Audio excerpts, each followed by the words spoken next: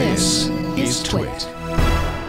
They're back from Rattle and Hum, where there was a I was taken to the woodshed. little bit of a party there. A lot of people at Rattle and Hum. Looked like it was a lot of fun. It was. It was nice. Yeah. So the occasion, of course, the announcement of Surface Pro 3. I'm going to ask right up front, are you surprised? No Mini. Yep. Yeah. Well, yeah. Yes and no. I mean, I guess the thing I'll tell you now is that I have a source that's been incredible for years now, and got me a lot of that early information about the Xbox One and about the Surface 2 stuff. I had the whole Surface 2 generation of stuff, kind of queued up before it happened. He's been a good source of information about the Mini as well, and he knows the backstory about what happened there and all that kind of stuff. And he had cued me in that it was happening, and I knew all of the stuff they were going to announce around the Surface Mini. And about a week ago, he emailed me and said, "You're not going to believe this, but they just canceled, or they should say, actually not canceled.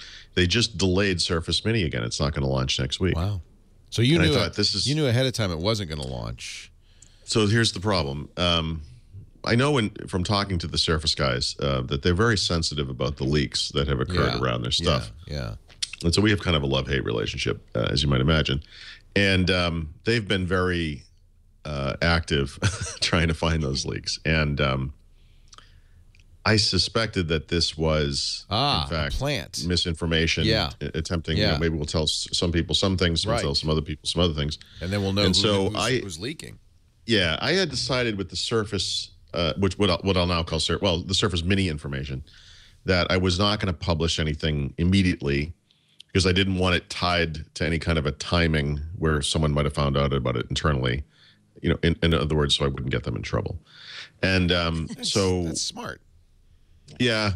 And so I figured with this one, I really felt like there was a 50-50 chance this was disinformation or misinformation, and that regardless, it didn't make sense for me to write, "Hey, they just canceled Surface Mini," because I, A, didn't really believe it, to be honest, and B, obviously was trying to protect the source. And so it was very clearly a mini launch event. The wording that they used for the event was all about, a small event, Apparently not. It was 12 inches. Small gathering. Yeah.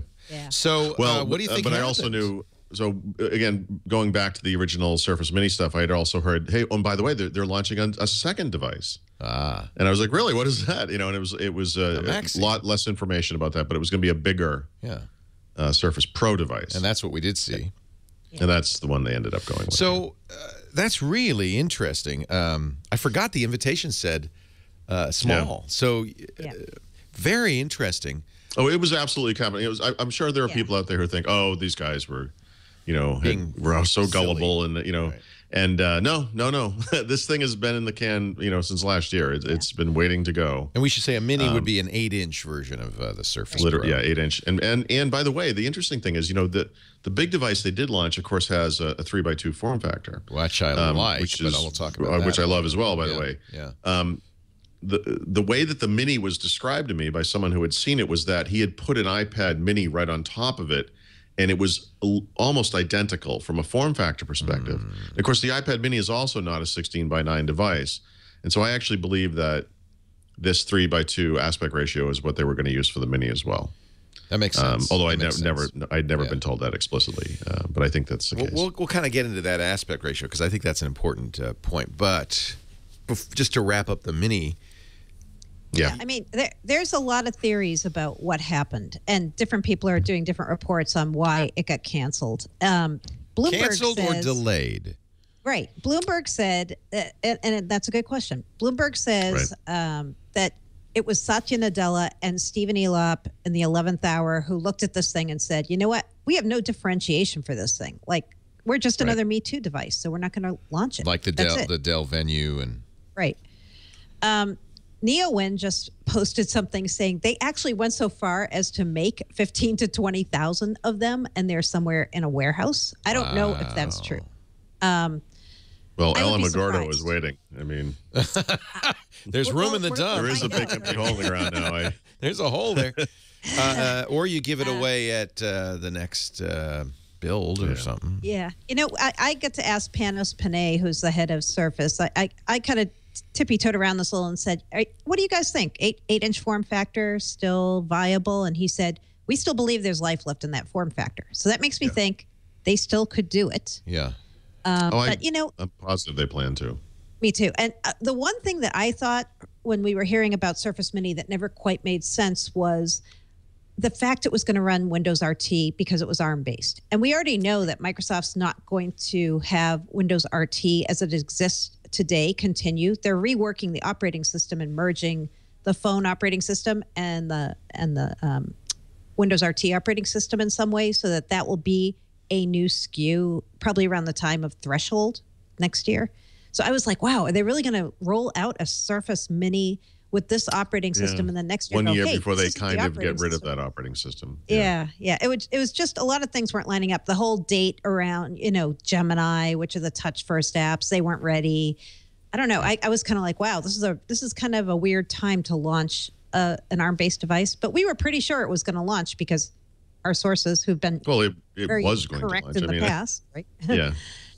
They all told us it was coming. I'll add one more thing to this too. And you'll remember this. Obviously, it just happened. But one of the things that I think it was Satya Nadella said early on in the presentation that really struck me, to the tune of I was taking notes, and when he said this, I kind of stopped and looked up, and I was like, "What? That is a very different policy." He was describing Surface generally, and he said, "We are not going to compete against our OEMs." And I thought, that is absolutely not what Surface was about. It was, in fact, Surface is controversial because they are, in fact, competing with their PC maker partners, their OEMs. Surface Pro 3, the new one, is a fairly unique device. I don't think there's an example of a PC out there that's quite like it. And you could make the argument that they're kind of trailblazing a new product category, this tablet that can also be a laptop kind of deal. That is not the case with the Mini at all. I mean, the Mini would have had the same, kind of one-click, one-note access and all that stuff, but an 8-inch device that can be used as a note taker, there were a bunch of devices like that. And maybe that's the issue, that there just isn't enough differentiation. And it's kind of a Me Too follower type product. And this isn't the right thing for them to be doing with Surface. And I actually think that this represents a major 180 from the original vision of Surface, which again wasn't done to be antagonistic, but very much was about competing with the OEMs, not to put them out of business, but to kind of show them how Microsoft felt these kinds of devices should be. And it seems like now the plan is for them to make differentiated devices that can sit in the market alongside competing devices that aren't exactly the same kind of thing.